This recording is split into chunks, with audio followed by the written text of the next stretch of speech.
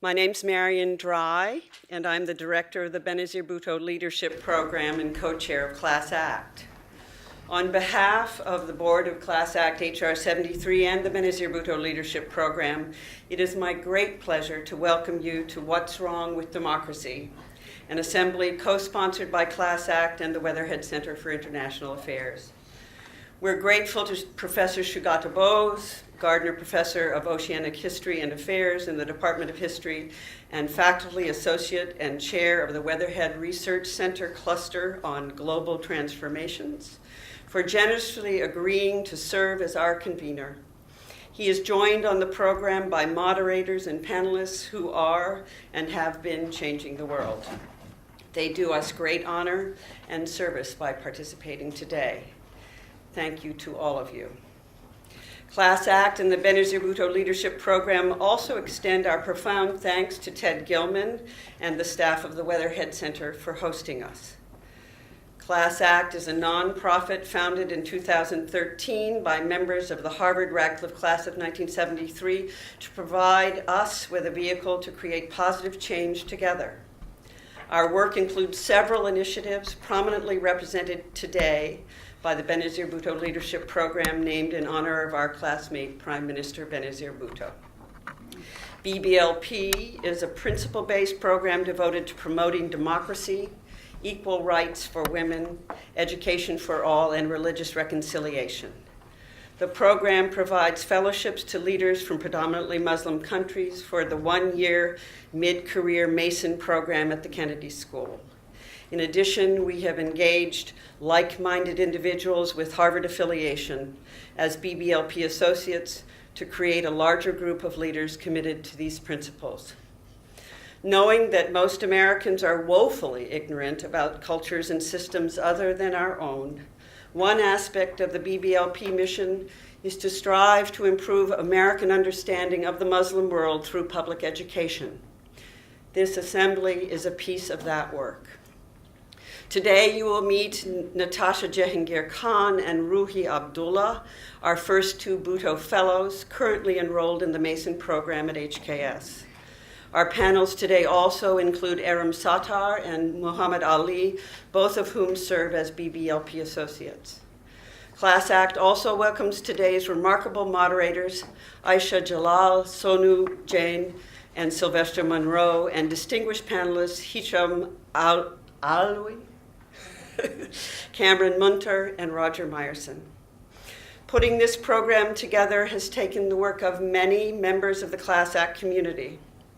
I want to thank the BBLP Steering Committee and the Class Act Board for their support, and in particular, I recognize John Adams, Rick Brotman, Sally Govenier, Lee Haffrey, Andrea Kirsch, Sylvester Monroe, Therese Steiner, the core working group for today, and co-chair Jonathan Sprague. With those I just mentioned, as well as the Class Act Board and BBLP Steering Committee members, please stand so we can see you.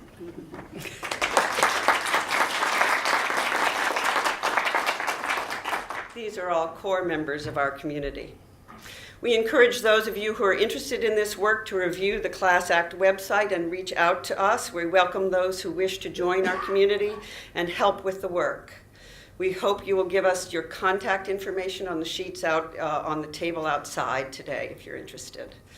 Class Act looks forward to welcoming next year's BBLP Fellow or Fellows in June. In the coming year, we're looking forward to expanding our public education efforts and to hosting our annual assembly. We want to expand our efforts to other cities across the country as well, and so far we have held events in New York, Chicago, Washington, D.C., New Orleans, and San Francisco. If you have ideas about how you could help us, please speak to one of our board members. I also encourage you to tweet and to share this event on social media. The handles and hashtags for today are on the slides behind me, and they will change.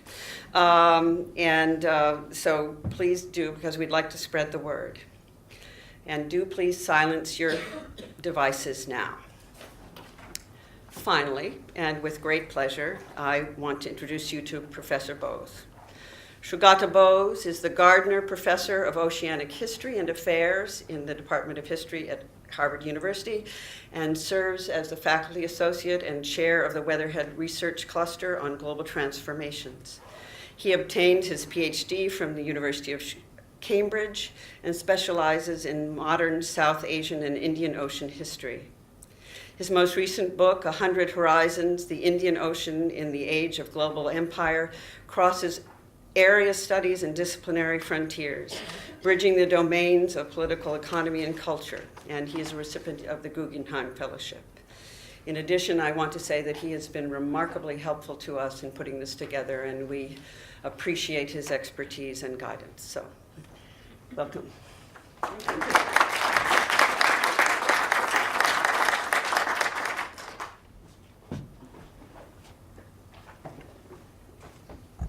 Good morning, everyone. I'm merely the formal convener of this Assembly on Democracy. The real credit for bringing us together goes to Class Act, the alumni who were members of the Harvard and Radcliffe class of 1973.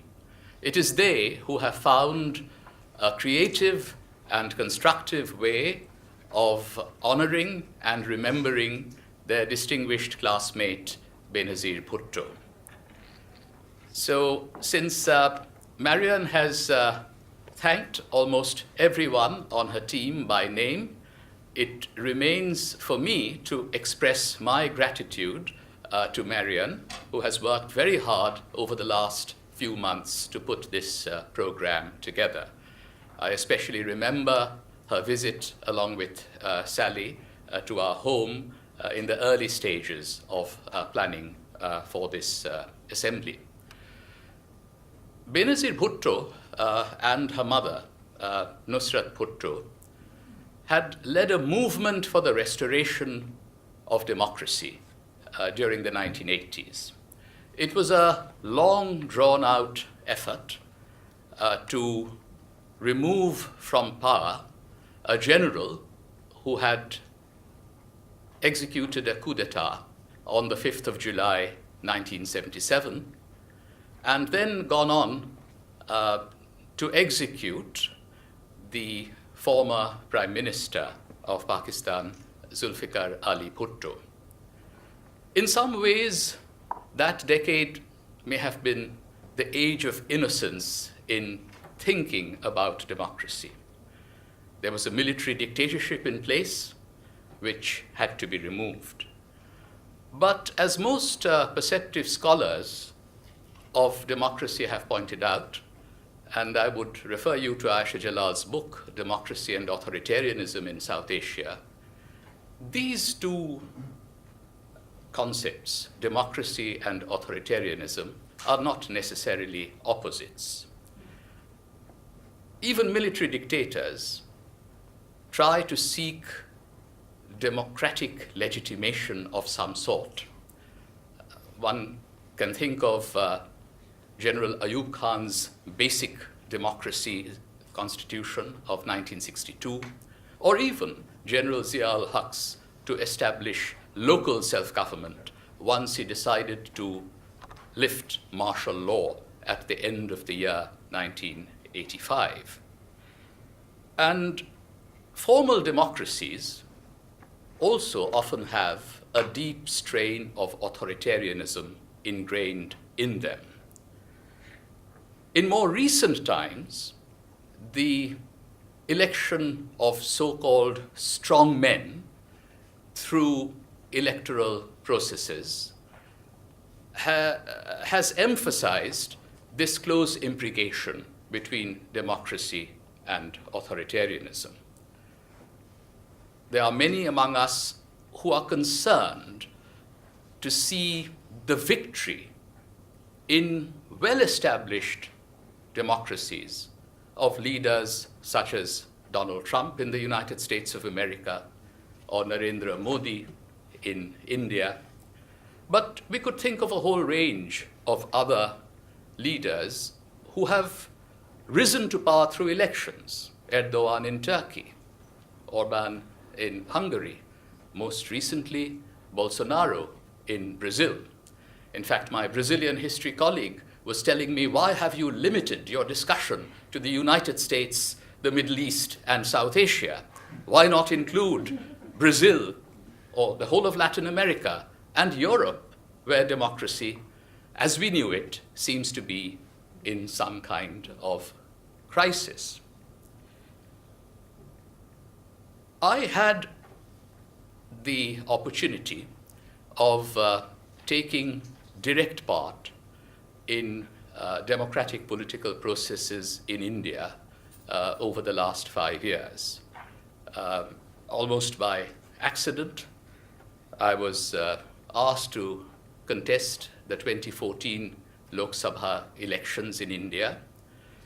And I got arm twisted because I thought that I should take part in the effort to see if we could stop a strong man who had a somewhat blemished record as chief minister of a state in India from coming to power. We did not succeed in that effort, and therefore, for the next few years, all that I could do was to provide some principled opposition to what I saw as triumphant majoritarianism in the name of democracy in India. Now, I think there are many blemishes that we can see in democracies across the world. And in these introductory remarks, I will just mention what my first impressions were of what was wrong with Indian democracy. I arrived in India's Lok Sabha in June of 2014 and gave my maiden speech. I looked around and I saw the solid phalanx of Hindu majoritarian nationalists sitting across the aisle in the treasury benches. And so this is what I had to say, and I did so in fairly mild terms, as you will see. I said, the composition of the 16th Lok Sabha does not reflect the rich diversity of India as well as it should.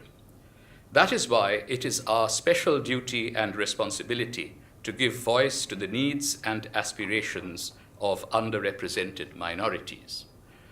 Now, of course, what I had in mind in part was the huge gender imbalance.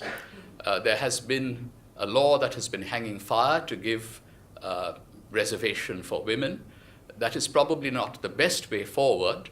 I think the ideal route towards giving just representation of women is to compel political parties to nominate women for elections. And in 2000, in fact, I brought a private member's bill to try and achieve that.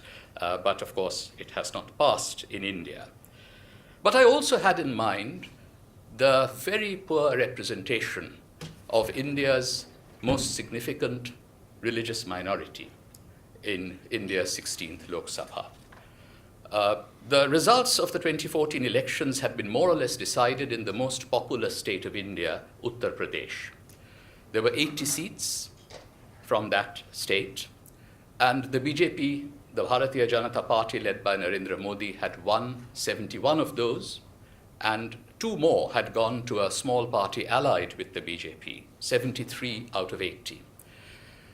And from this state, which has a Muslim population of about 20% of the total, there was not a single Muslim member of parliament. There had been almost a kind of disenfranchisement of the Muslim minority. Their votes just did not count. Fortunately, the state from where I came, there was a much better balance, both in terms of gender and of religious communities. And that's why I put out a warning to the government that had just come in, saying that if you truly want to be the harbinger of good times, I would say to the government, do not confuse uniformity with unity, majoritarianism with democracy. And the reason that I was worried was that there had been a lot of rhetoric during the election campaign against illegal immigrants. The language of citizenship had been used as a facade for anti-minority prejudice. Modi had done this in 2014, at least 2 years before Donald Trump resorted to the same tactic during the 2016 elections in this country. So what really is democracy? You know, democracy is a system which ought to require majorities to be earned. If majorities are already offered on prefabricated religious or ethnic platters, that, I think, undermines, the basic principle of democracy. So I hope that in the course of this day at this assembly, we will have a good discussion of what ails democracy. I hope that there will be a diagnosis of what afflicts democracy across the world, but in particular the regions that we have chosen, South Asia, the Middle East, and the United States of America. But I also hope that by the end of the day, we will also have from the panelists a few prescriptions as to how we might restore democracy to good health. So with these words, to maintain the flow of our conversation at this assembly, may I introduce the moderator of the first panel on democracy and globalization.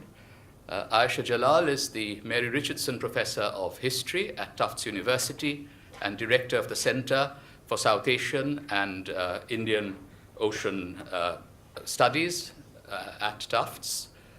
She was a MacArthur Fellow, a recipient of one of those MacArthur Genius Grants in 1998. And she's the author of many books, of which I'll mention just two. Self and Sovereignty, Individual and Community in South Asian Islam, and Partisans of Allah, Jihad in South Asia. So let us now move seamlessly onto the first panel on democracy and globalization. Thank you very much. One of our panelists went to the wrong Belfer Center, I think, so he's Sylvester Monroe may be a minute late. Oh, okay.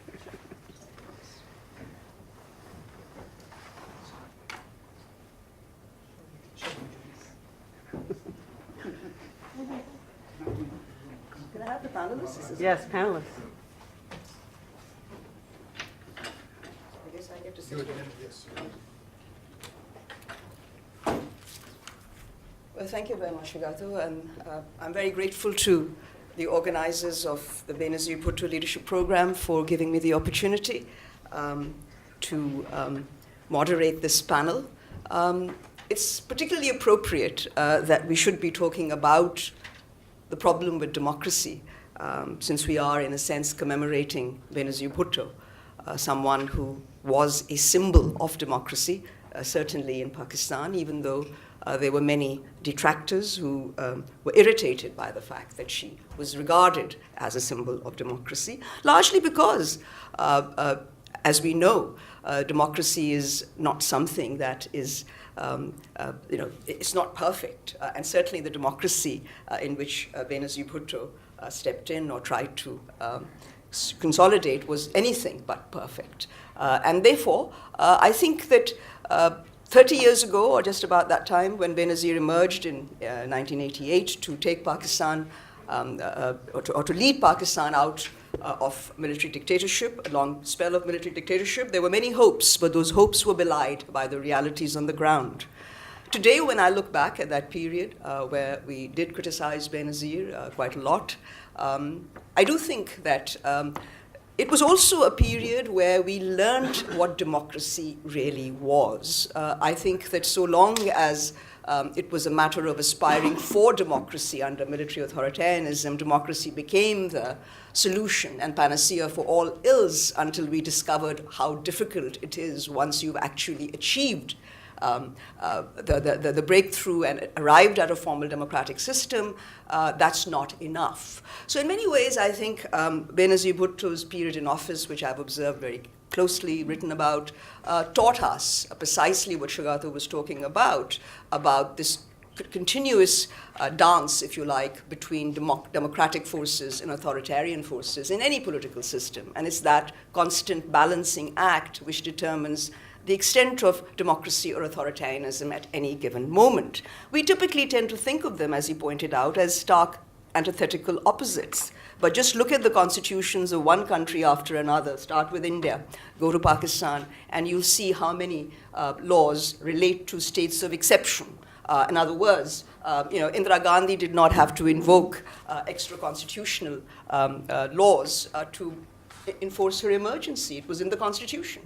Those authoritarian tendencies are rooted in constitutional structures, and that is why the balance is extraordinarily important. But I do think that this is something I learned watching Benazir. But we have a very, very interesting panel. The discussion is particularly apt. I mean, the topic is particularly apt, democracy and globalization. It's commonplace these days, every time you talk about the malaise of democracies in the world, to say, well, it's all because of globalization. So globalization has become, as always, like religion has been for a long time, an explanation for many ills. But I think it's fair enough for us to wonder whether it is globalization as such, or whether it is a particular form of deregulated financial globalization that has wrecked the world and created illusions and delusions about solutions, somehow fantastical solutions which powerful leaders and powerful politicians promise, but usually fail to deliver. So I think what I want to do today is to focus on the question of globalization, whether that indeed is the problem, or whether it really is the fact that this globalization has not only assumed a neoliberal turn, but also an authoritarian turn. And a right-wing populism has emerged in various parts of the world, not just South Asia and the Middle East, but or America for that matter. So I'd like to sort of now turn to introducing the panelists and then posing my questions. The panelists will have about 5 minutes to answer their questions, and then we'll try to have a conversation amongst the panelists and then open it up for the audience. So my first person that I'd like to introduce is Hisham Alawi, who's a research associate at the Weatherhead Center for International Affairs at Harvard, and is also a doctoral student at Oxford University, and he works on issues of comparative democratization and also the interface between religion and politics in the contemporary Middle East. And in his current research, he's looking at the political economy of educational reform, extremely important, and the politics of governance and local development in the Arab world. Then we have Natasha Jahangir Khan, who is, as you've already heard, one of the first of the Benazir Bhutto fellows, for the Leadership Program Fellows. And she has an LLM from University College London. She's had 13 years of experience working in the field. She's a licensed advocate at the High Courts of Pakistan, and she particularly works on constitutional issues as well as regulatory work. She's currently a Mason Fellow at Harvard Kennedy School, where she's studying for an MPA. Then I'd like to introduce Mr. Monroe, a senior fellow at the USC Annenberg Center for Communications, Leadership and Policy. He's a widely published journalist. He served as the Washington Post's South Asia editor and is also an author. He works specifically on news and media-related issues as they affect and impact black men in America. And he's working on a fascinating new book for Random House on his graduating Harvard class of 1973, which is particularly apt. So we look forward to that. I wonder what memories you have of Benazir. I'd be very curious about those, but put that for later. And then, last but not least, Ambassador Cameron Munter, who's a well-known career diplomat who served in Europe and is also former US ambassador to Pakistan, where he served from 2010 to 2012. A very, very significant period in US-Pakistan relations, and I wonder when the book is coming out, if there is going to be one. He's currently a Chief Executive Officer and President of the East-West Institute. So welcome to all of you. Let me pose the first question to you, Ambassador. To what extent is the rise of democratically elected authoritarian leaders and the imminent rise of more a truly global phenomenon? Well, it's one of those things that, first of all, thanks so much to the organizers. And I just wanted, before I launch into this, I want to let you know why I'm really here. I'm really here because I had the honor of joining the Foreign Service with John Adams. And he is the one at whose feet I have learned all the mistakes I made in my diplomatic career are John's fault.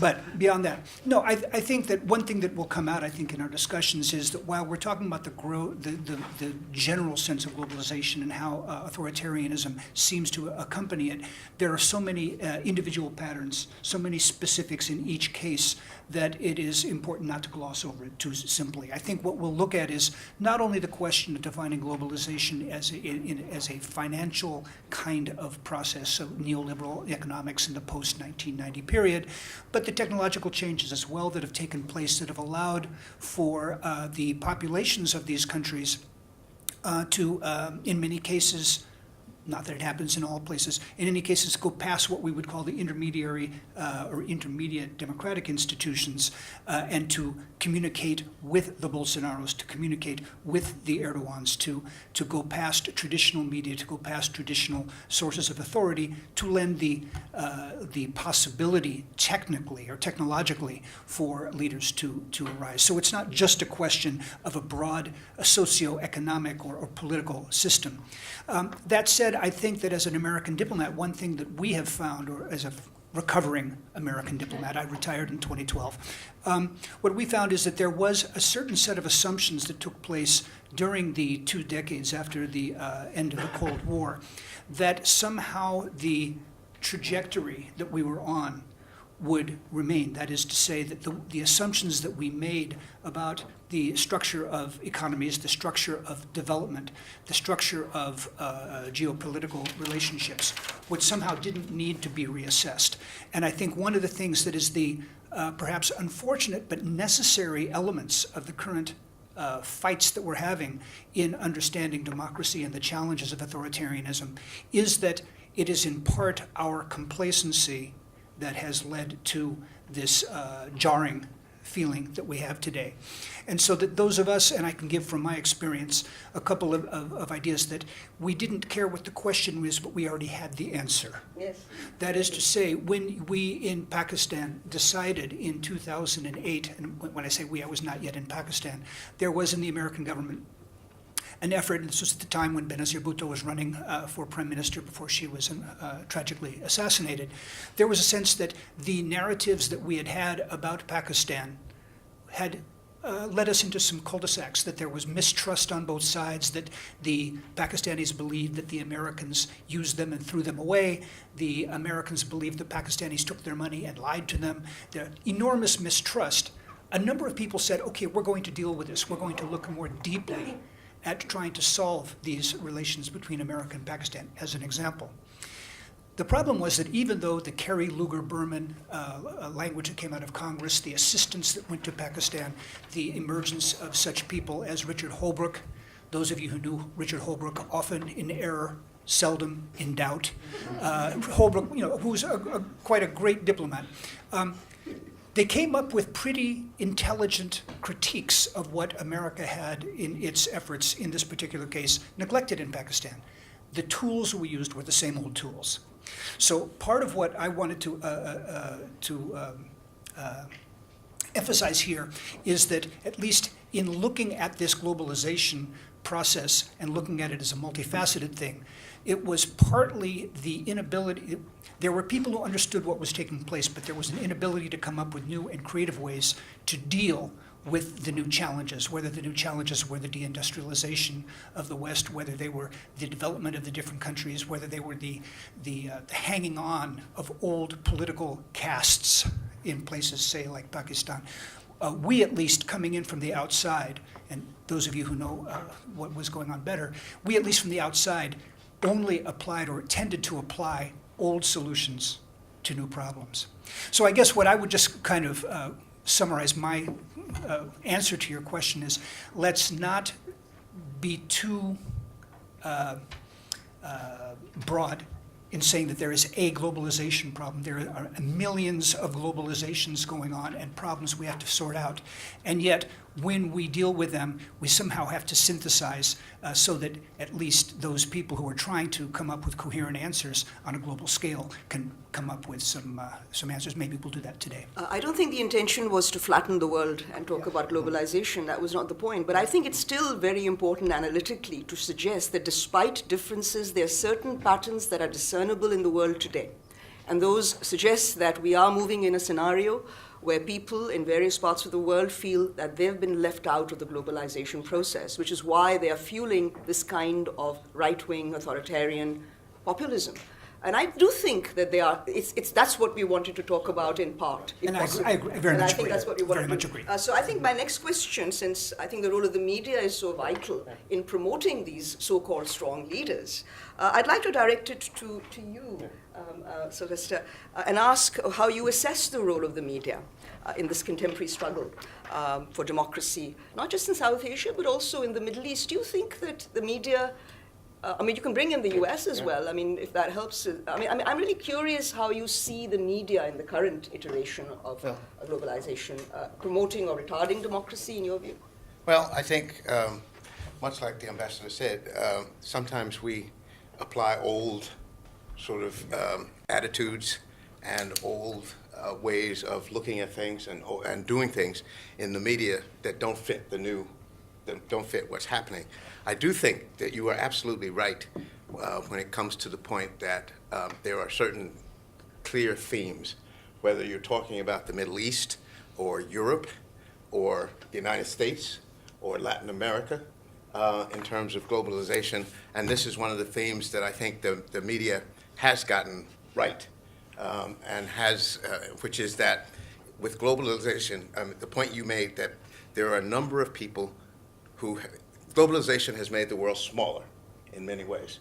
But what it's also done, I think, and what I think many of my colleagues in the media have written about, is that it has widened the gap between so-called haves and have-nots, and people who believe that they have not benefited from the enormous growth of wealth, mainly for corporations and for small group, or for what in this country we refer to as the 1% or the 2%, who control most of the wealth in this country and much of the world. The other factor in this, I believe, is the one that we so rarely want to talk about and factor in, is race. It's in that divide between haves and have-nots. So, for instance, I know we're talking about the Middle East and South Asia, but if you look at, I was also the Europe editor of the Washington Post during the Brexit. What Brexit and what those movements in normally progressive countries like Sweden and Poland had become a progressive country, people reacted to the movement. Part of globalization is the world is smaller, and the movement of people across boundaries. So, and when those movements began to involve, back to the Middle East, people of brown, of not white colors to various parts of the world where they had not been, there was a reaction. The growth of populist movements and the rise of authoritarianism. And I think that is a theme that we can look at in the Middle East, we can look at in South Asia, we can look at in the United States, we can look at in Latin America as well. But that's the short answer. Right. And those are major stories that the media have focused on in the last several Well, one years. of the things, the media is also sort of gets obsessed with certain sorts of things and doesn't go beyond that obsession, if I may Right. say so. Yeah. And one of the great obsessions, of course, was the Arab Spring Right. in 2011. And I mean, my question really is to you, Hisham, here. Why were the hopes of the so-called Arab Spring sort of dashed so quickly? And what do you make of the news stirrings? You know, the two coups in the last few hours, last 24 hours, one in Algeria, one in Sudan. And I mean, so I wonder what your view is. I mean, why was it so short-lived? What's really missing here? Well, thank you to the organizers and thank you to the audience for attending and for putting together such an important concept and panels. First of all, in my public writings and in my research, I've always held the position that the Arab Spring is not an event; it's a process, and that it would take a lot of time. And in fact, I mean, on modesty, I was kind of right. I think the Arab Spring, it's fair to say, is that me? No, that the Arab Spring was in fact imploded for two reasons, I would say. The first reason is that we were dealing with very strong and entrenched regimes and elites, a little bit different than regimes that had characteristics and features different from the regimes of other areas and other geographical settings of the third wave transitions. We can talk about that later. Secondly, the actors of these transitions, and mainly the youth that had universal aspirations and universal human rights criteria, behaved as observers and not as actors in a political transition. That is, they mobilized in the street to bring about change, and then all of a sudden they withdrew to the role of observers. Inherent in their thinking was this idea that politics was dirty, and that by involving in politics, they risk to be co-opted like all the other actors before them, and essentially would give in or would betray the very concept of democracy. So at the end of the day, once the autocrat and once the clique around him were removed, like in Egypt, even some degree in Tunisia, although Tunisia has crossed the threshold, then the regimes behind them could reorganize with elites that were less stigmatized and were not so-called red flags. And at the end of the day, the forces of change didn't have any inroads in the political system to capture the gains and to fundamentally enshrine the gains in political gains, institutional gains. I think that's one of the biggest flaws. The second flaw, I think, unlike all the other transitions of the third wave, this is a geographic settings in which geopolitics played a major role. Whereas in the past, geopolitics played a role of promoting democracy. If you'll remember, in the transition in Southern Europe, whether it be Spain or Greece, European Union played a role to integrate these countries into a European Union dynamics. Whether in Latin America, even the polarity of the Cold War engaged that there would be dialogue among respective elites, and each camp would temper and would encourage the other or their ally in the national setting to compromise, to bargain. Here we have a totally different scenario that's seldomly been seen in the third wave, and that in fact we'd have to go back to the European Spring of 1848 to see it, where you had a massive counter-revolutionary camp that has basically provided massive resources to reactionary forces to stage a counter-coup and a counter-revolution and basically to derail the transition. And it was the case of Egypt and the case of many. So the counter-revolutionaries' effort to derail these transitions and to install other regimes that are appeal to order. Okay, this is an appeal to order. Populations were grown unhappy and tired with the bickering around democracy, the fact it wasn't taking root, and the fact that the economies were taking a hit. So they appealed to this notion of order to restore authoritarian rule. And everywhere the pattern is the same thing, basically.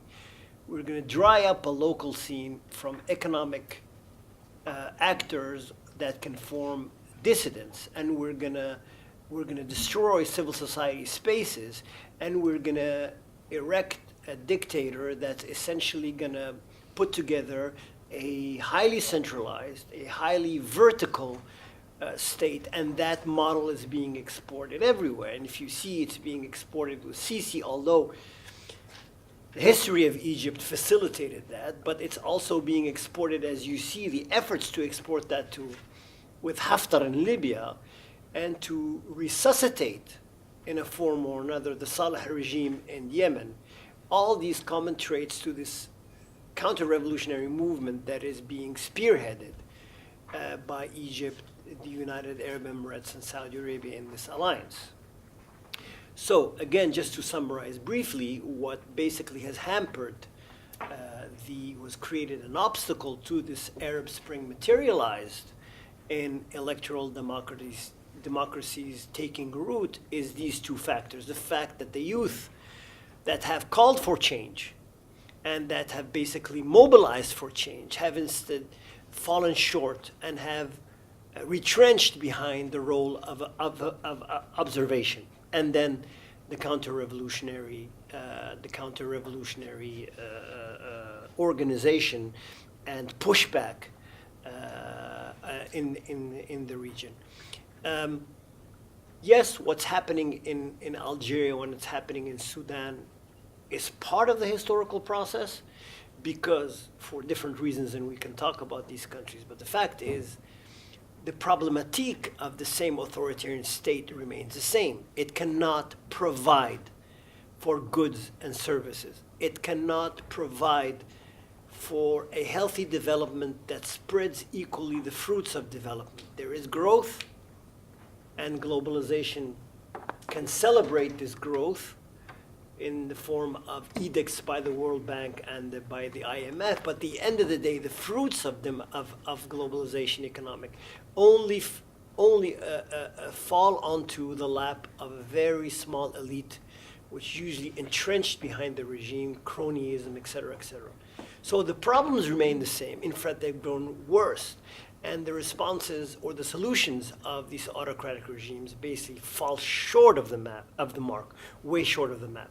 So these processes of contestation are going to continue, and you will see a second wave of Arab Spring uprisings, and you will see a third wave, and so forth. And some regimes will make that cut, other regimes will not make that cut, based, of course, on the particular factors affecting each regime in the region. Thank you very much for a very comprehensive response. Of course, talking about springs, Pakistan has had several springs. It's an endless sort of, we have springs and then we have winters, very bleak winters, then darkness. So I just wonder, I think you've really all three of you have really pointed out that part of the problem really is our conception. Thank you, Ambassador. And really, I just like to sort of add to your mention of populism, that there used to be a different kind of populism in the 70s. Let's not forget that. That was left-leaning, talked about issues of equality, concerned about human beings. That's what's wrong now. We seem to have become completely heartless, callous. At least that seems to be now an accepted position. So I do think that I'd like to come back about the future, but before I do that, I'd like to go to Natasha and ask her what the pushback could be from pro-democratic forces when this neoliberal authoritarianism is in your face. And maybe you could bring in Pakistan more specifically of how those battles are thwarted, and then revived. And this is, thank you for pointing out this is an ongoing process. But I think that's the first error we make, that we assume that there should be immediate results. But let me ask you, how to push back? And how can this be done successfully? Because I think one of the very good points made here was about the student, those who organize. I mean, the point is that, it's enthusiasm and passion, but no organizational structures have been allowed and permitted in authoritarian regimes, which is why they fall back. What can they do? But I just wanted to ask you about Pakistan, who's been going through spring after spring after spring.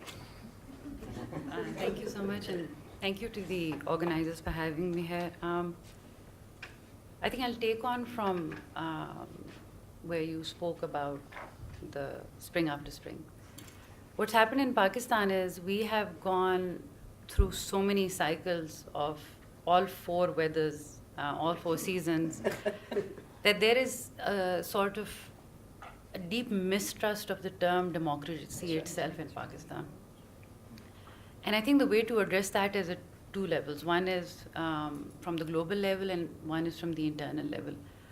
At the global level, I feel that when you go to Pakistan and you say we need to impose a democracy here, there is this feeling of not again, because it feels like a failed experiment to a lot of people there. And the word democracy itself has become quite loaded in the context of Pakistan. But you still see struggles of achieving good governance. You still see struggles of achieving better human rights. You still see struggles of having better economic equality in Pakistan, which means that the outcomes envisaged by democracy are very much required, needed, and still trusted in Pakistan. But just the term democracy itself. So I think at the global level, it might be worthwhile considering whether we need to focus on democratic governance in Pakistan or just good governance in Pakistan. Does that make it easier to get the conversation started and continuing or not? And that's at the global level. At the local level, the problem we have in Pakistan is that the political actors in the government and the opposition do not trust each other. There is a lack of trust of the political process. There's a lack of trust of the institutions to take care of things. You see a lot of populist rhetoric, both from the opposition and the sitting government. Anti-corruption, for example, in the last campaign. This government came into power on this huge rhetoric of anti-corruption, and it won because of that, because people believe that corruption is our real problem. Corruption is the reason why Pakistan is not democratic or doesn't have these principles of governance. But nobody's talking about improving the institutions which have to fix corruption. And those institutions are not just the accountability agencies. Those institutions are your educational institutions. Those institutions are your bureaucracy. Those institutions is your judiciary. There's a host of types of anti-corruption, which is not even being talked about. And I think a huge problem in Pakistan is the intellectual corruption, which needs to be fixed by improving knowledge, by improving the quality of information that goes out to people, by improving the quality of education that is being given to people. And I think the last thing is that it is very important to think about internally, what role is the opposition going to play? I think Steve Levitsky has just written the book about how democracies died, and he's also talked about this. Opposition plays a very important role in keeping a democracy alive in a country. And in all these countries that you're talking about, where you've had these populist movements come in, one of the first attempts is to almost try and stifle the opposition. And they're doing it because in some cases they actually believe they're doing the right thing by taking on the opposition and teaching them a lesson. But the opposition is very important. We have to keep the oppositions alive in these countries because these are the oppositions that are going to continue to keep the democratic or the good governance rhetoric going down the line as well. I think, thank you very much. That's very, very interesting. I mean, I think we also tend to, amongst the many ways of misconstruing democracy, we seem to think that democracy is a panacea, as I've suggested, for all ills. I certainly thought so whilst Ziya was around, until I discovered the intricacies of it. And I've discovered since that democracy actually is conflict. It's competition. So we actually need institutions geared to that, which really brings me to the real issue, which is the future, what we should do. It seems that, as you point out, I mean, it's not just in Pakistan, Natasha. I do think that there are people now who cast aspersions on liberal democracy per se, which was certainly not something that I grew up with believing. I think that the kinds of doubts that exist about even the wisdom of a liberal democracy was just not heard of in the 70s when I was an undergraduate at Wellesley. What I will say, though, is that at the same time, there is also a pushback. People do want, so how should we think about democracy differently? What kind of institutions do we need to be more effective? I won't go for good and, I will just say something effective, because delivery of promises is very important. And what's happening is that because of our somewhat murky analytical categories like democracy, authoritarianism, we've really not been able to address the fact that much of what's going on through the media in terms of projections of promises and whatever they're giving is just a lot of, it's just a mystification. And it needs to be exposed. How can we do that more effectively? So what I'm saying is that right-wing populism and its promises are fantastical and need to be exposed. But how do we do it? What kind of discourse? And I'd like to go back to you, Ambassador, with a very important thing that we need to upgrade our categories. Right. And I wanted to comment very much on what Natasha said, is this question democratic versus governance versus good governance. In many ways, one way that people in the region, and I think of Pakistan or others that I know, look at it is they say, we thought you knew what you were doing, you, the West. We looked at the financial crisis of 2008, and we realized you really don't know what you're doing. And so what we accept from you is the idea of good governance. What people want is, very often you hear from people, I hear from people, we want to live a normal life. And how is that normality defined? It's things work. So good governance, and that's why I come back to you, is very often among people who I talk to in Pakistan say, well, let's see how the Chinese do it. That is to say, it doesn't necessarily have to be coupled with a democratic system. It can be coupled with people doing it a different way. Oh, if it isn't Chinese, let's look at Singapore. Let's look at a model that doesn't have to be democratic, but that works. And the key here is trying to identify the popular notion of what works. I think this is where populists are actually doing us a favor, in the sense that, very broadly put, they're defining it emotionally. They are trying themselves, they from Trump to anyone else, trying to ride the back of what they perceive as a popular anger. They're saying things don't work. And what are the things that do work? And you look to non-democratic means to do that. Analytically, where I think they are opening up a field for us is, the anger isn't going to define this.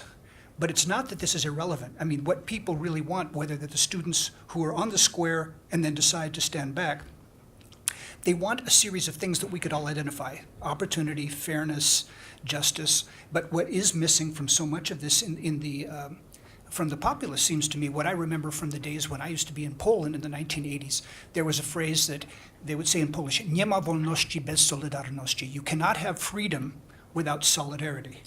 That is, there was no sense that the other also, you can't achieve the things that make you normal unless you have the empathy for the other, which is utterly absent, I think, from the modern populism. But it's not absent, I think, from the conversations of the people on the streets in Algeria. So I think you point to a problem. I'm not solving your problem for you. Analytically, how do we look through what the populists sense about what good governance is? Why they think that democracy doesn't necessarily pair with good governance, but what are those elements that need to be identified so that we have it? I think that's exactly, and I wonder whether you'd like to come in on this. Yes, I think that's very important, but everything that's said is very important, but we can't reinvent the wheel. Of course. Okay? We have to indigenize democracy in the way the message is carried out. And let me just remind you that it's not an accident why the Arab uprisings came after the Bush administration and the democracy program promotion that has led to Iraq and so forth. all these problems existed before, but they didn't come into the arena until after the end, until Obama stepped back and said, these are the principles, they are universal, each people will do it alone. And in fact, these Arab masses or these Arab youth movements operationalized this concept in a very indigenous way, and they invented a category, frankly, which was for me very dubious. When the first time I heard about dignity, I said, well, dignity, how is that going to be implemented?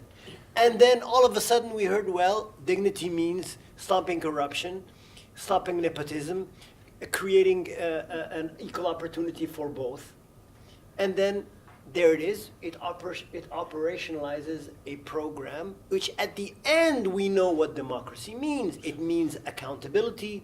It means alternations in power. It means an end to enclaves of sovereignty like the military. It means all a set of prescriptions that democracy theorists know very well, and that even human rights organizations and seasoned militants and political advocates in the region know.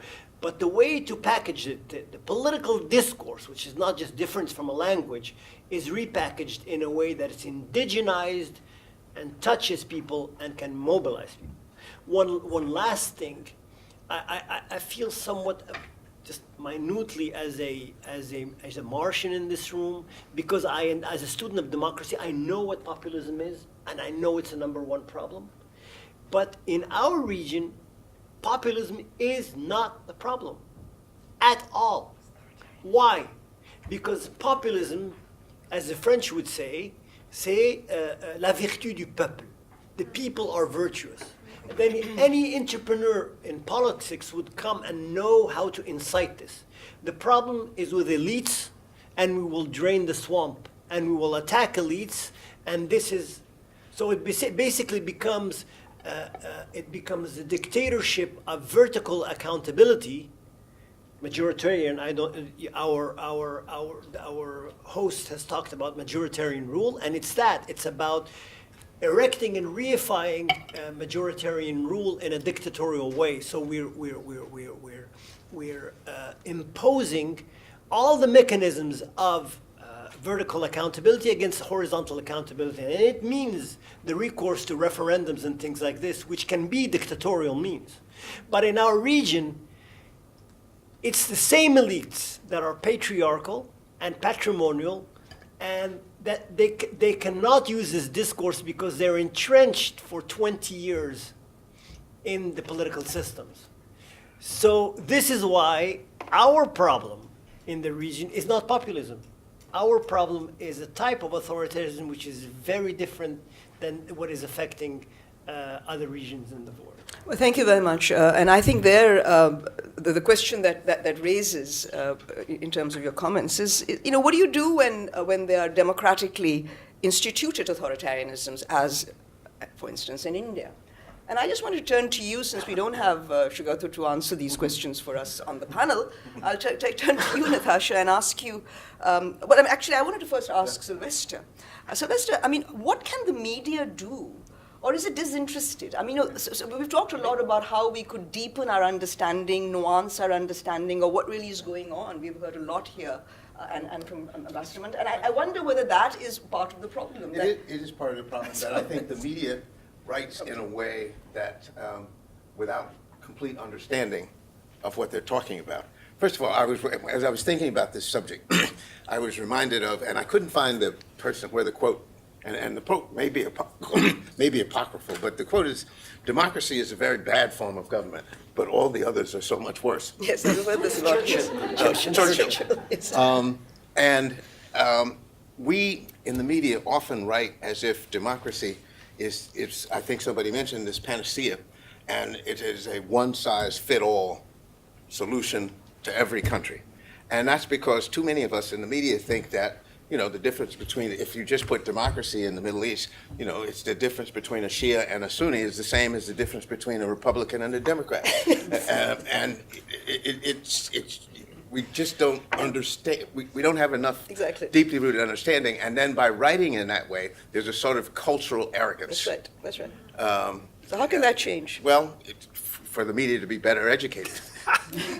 Does it want to be, is the question. So let me turn to you, Natasha. I mean, what I want to ask you is that hearing this very, very interesting discourse on what's happening in the Middle East, I mean, in Pakistan, I mean, is Pakistan an example of a successful institution of democratically instituted authoritarianism in Pakistan, or would you really want to differ? I mean, if you were to compare Modi's India, which many people describe as a right-wing authoritarian, democratically elected regime, is that true for Pakistan as well? The last elections, Imran Khan's emergence, is seen as a military, favored. I mean, people talk about him being selected, and my question is that sort of, where does that take Pakistan and its struggle with democracy, with this new variation where authoritarian regimes are instituting democracies? I think there are questions that can be raised about the lead up to the last election, which are in which you see a trend which I would not want to subscribe to as being democratic. The way the judgment through which the Supreme Court stepping in and removing elected prime minister on what I thought were very flimsy grounds was a huge blow to the democratic process in Pakistan. And this is a non-partisan view. As a lawyer, I take this view entirely because the judgment was not very strong on its constitutional merit from that point of view. What happened afterwards is a lot of speculation that the military was getting the horse trading going on and all of that. I have nothing to substantiate. I have no proof to say that actually happened. So I wouldn't want to make a commitment on that. Look at the election results. Just yes. go and look constituency by constituency. What is this third force? Labak. Where is Labak from? No, I mean that is all there, and I'm not denying it. But I wouldn't want to I wouldn't want to speculate on that being sort of a definitive thing. And I do feel that Pakistan is doing better than India in the sense that, in some ways, at least for us, starting from where we were even 15 years ago, we have come a long way. Okay. And I do also feel that another 2 or 3 rounds of elections, things will improve even more.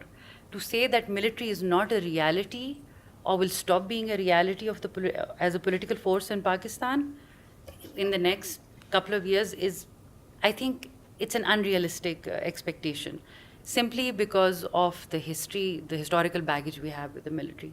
Having said that, with the incumbent government, what scares me is that is the anti-corruption drive that I spoke about earlier as well. It seems to be driven by everything except a legal or a constitutional desire to set things in order. There is a lot of populist rhetoric, there are promises, those promises have to be lived up to. What nobody is realizing is that you cannot declare people as being corrupt because somebody thinks them to be corrupt or somebody says them to be corrupt. And this is where the media comes in. The media really buys into this populist rhetoric, and they tend to repeat what populist leaders say with so much conviction that somebody becomes corrupt on... It's just somebody's corrupt because they're said to be corrupt. The state institutions are not seen as being capable enough to actually determine whether somebody is corrupt or not. And because of that, you see a lot of erosion of trust in the state by the people. And I think that is where Natasha, if I just last follow up, you say that Pakistan's come a long way, but has there been any significant institutional consolidation? I accept that the military is here to stay and will dominate for years to come, but it's also an institution that has not been very amenable to letting other institutions flourish. So has that changed? Are institutions coming up in Pakistan which gives you this kind of confidence that Pakistan has come a long way? Where has it come to? It's just had various cycles, as I said, several springs going nowhere. So tell me. I'll comment on that. In 1999, when there was a coup, there was one TV station. You take over the TV station, you take over the country. You can't do that in Pakistan anymore. So whatever flaws the media have in Pakistan, there are a lot more of them. And so institutionally, that's just an example of. But we also saw what the army is still capable of achieving. And the last elections, I mean, there was a singular narrative. And those 2 or 3 networks that did not subscribe to it were knocked out. We could not see them. Fair, but I would say that has changed in the last 20 years. No, I'm talking about the last election, Ambassador Manta. I'm talking about the last elections which I witnessed and was there. There was just one narrative. So if they can control 90% of the media, that is saying something. So I mean, I would sort of say that institutionally, I'm not sure that I subscribe to your enthusiasm. I think all that Pakistan has seen are various electoral, I mean, we've gone through these electoral rituals. I'm not so sure that Pakistan has succeeded in altering significantly the balance between democracy and authoritarianism. How much time do we have? Another half hour. I just wanted to ask you 20 minutes. about the role of social media. I mean, you know, because that has become, I mean, it's very interesting, the responses of authoritarian regimes to social media chatter. And I know that there are concerns, security concerns, but I wonder why people are being prevented from just talking. And I just wonder what your view is. I mean, you can please come in, and Pakistan has taken a very hard stand, and I'm sure this is true in the Middle East as well. So, I mean, what's this obsession with the media, social media? Why are they so scared of the social media? Because you can't control it in the same way that you can control the real. I see. I should say real media.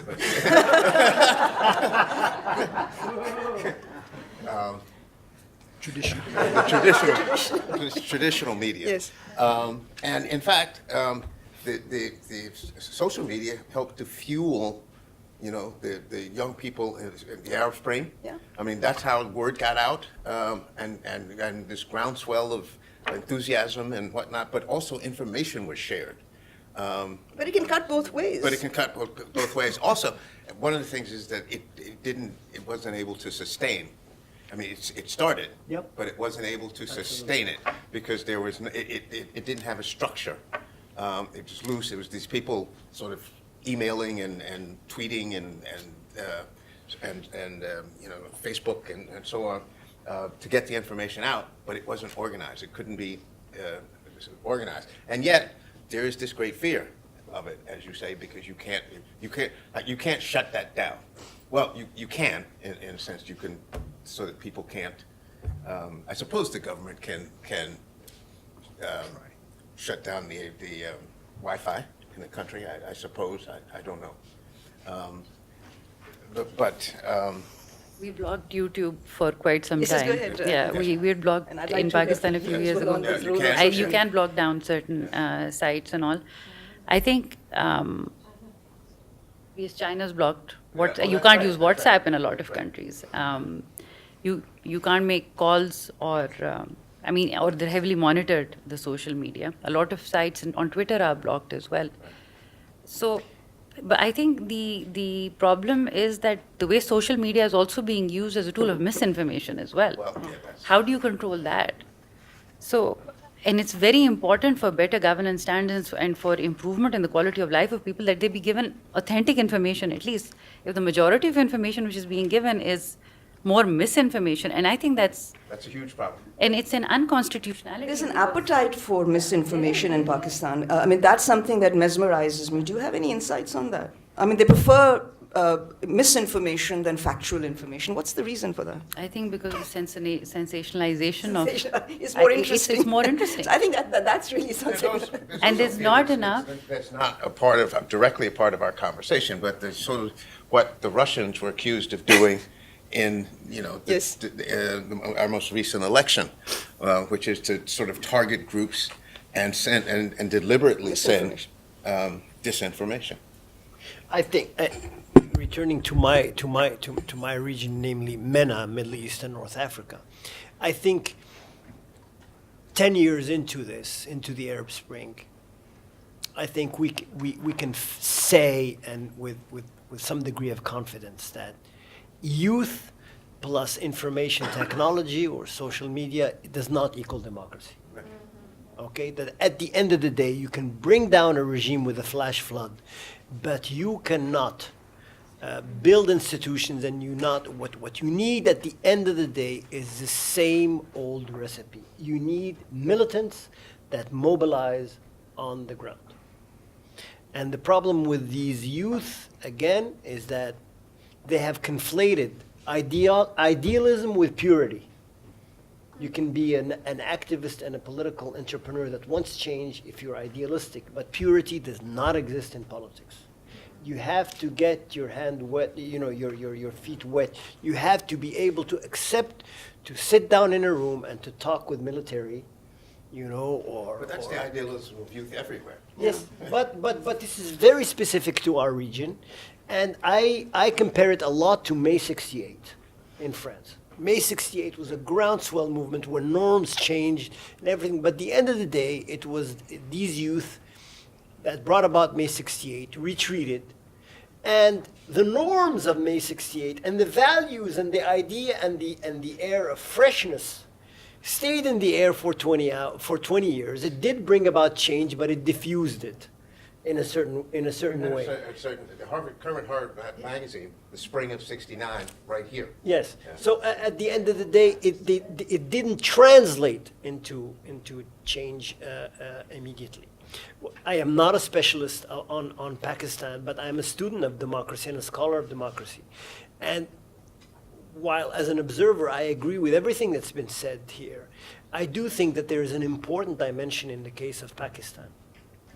The geopolitical race and competition between Pakistan and India is empowering the military in a way that is key in this country. So even if you have militant engagement from below, and even if you have oversight from below, if this geopolitical context is not somehow mitigated or dampened, then the military, as guardian of the nation state, and Pakistan against India, and the incursions with the Taliban and so forth, all these nexus and the confluence of relationships will keep the army, I think, entrenched well within the internal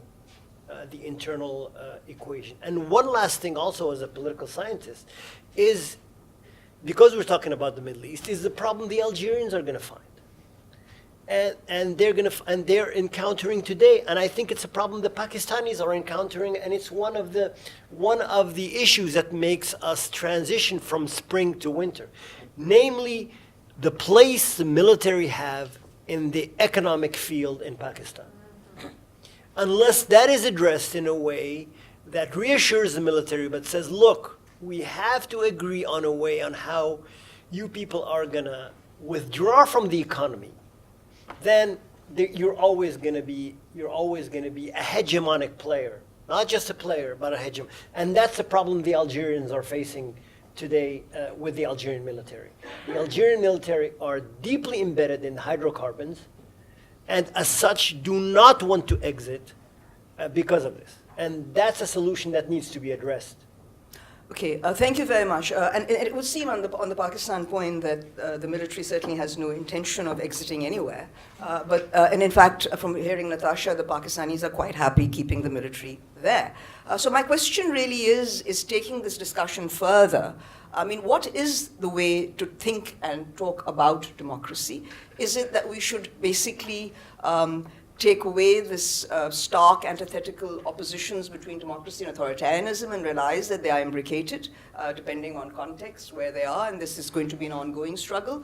But my real question is, how do you institutionalize? I mean, where are you building institutions to strengthen these democracies? I mean, because it will remain a slogan unless we are able to sort of consolidate that so that there is some degree of bargaining power. But I don't see that happening in Pakistan. The military undoubtedly is strong, but the military can't govern.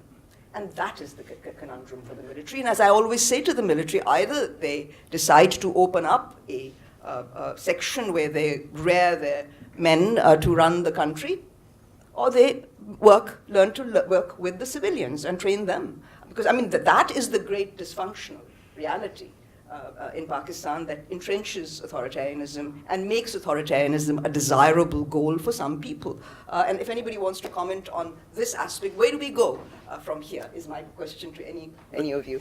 But I'm not an expert on this, but I think as I look at something, and Ambassador may know more about this, but if you look at Poland, we built the not we, but the institutions were built.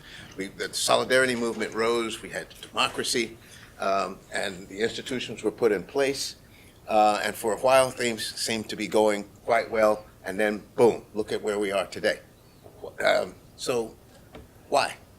Well, I would only comment just that historical analogy is an interesting one. You know, when you think, and when Hitchin has mentioned the question of what happens on the street in North Africa, one of the things that happened in 1989 was that the countries in the East had the same kind of reaction. There was the Democratic Forum, there was a Civic Forum, there were the people who said politics is dirty, we don't want to get involved in it. And it was the gravitational pull of the European Union that basically made people act democratically, sit down as you, Hitcham, described it, and say, no, you're going to have to compromise, you're going to have courts, you're going to have legislatures, you're going to have to play by these rules. I don't know of any authority who can do that in North Africa. That is, there's not an EU that can serve as that. That to me is what did it in Poland. You know, 20 years later, whether there are other problems is something else. But in that initial phase, there was someone from the outside. And interestingly enough, I've always found that in Pakistan there is talk about, is there someone from the outside who can come help? Is there someone on the outside who can come out and have a positive presence? And then there's a disappointment. The Americans become a negative presence. Or the Chinese come in, but maybe the Chinese don't have our interests in mind, this kind of thing. So that there has always been a talk about how do you come up with these solutions? Very often, the idealist notion has been, can someone from the outside help us? And then there's the dashed hopes of someone from the outside. So it isn't, I don't know how you get past it. It's just that the role of outsiders as models has been pretty important here. And the notion of people building this up from within is, I think, what we'd all like to see. I think that Pakistan has changed. There I agree with Natasha. I'm not so sure that they are as willing to accept models from outside. But the frustration is their inability to institute anything. There's a lot of stuff going on, NGO-type stuff going on. But you need to move towards some degree, as you say, solidarity, consolidation. But that I don't see happening. There are many sort of, small-level things happening all over the place. There's even sort of public-private sort of cooperation. But in terms of the kinds of institutions that really, in the long run, facilitate and strengthen democracy, I don't see that happening in Pakistan. I think that what we've been trying to suggest is that we have to make sure that democracy is not just a slogan, but that there's something more substantive here. And I think we're all in agreement that that's what has to happen. But I think we've run out of time, if I'm not mistaken. So thank you very much to the panelists. Thank you very much, Ambassador.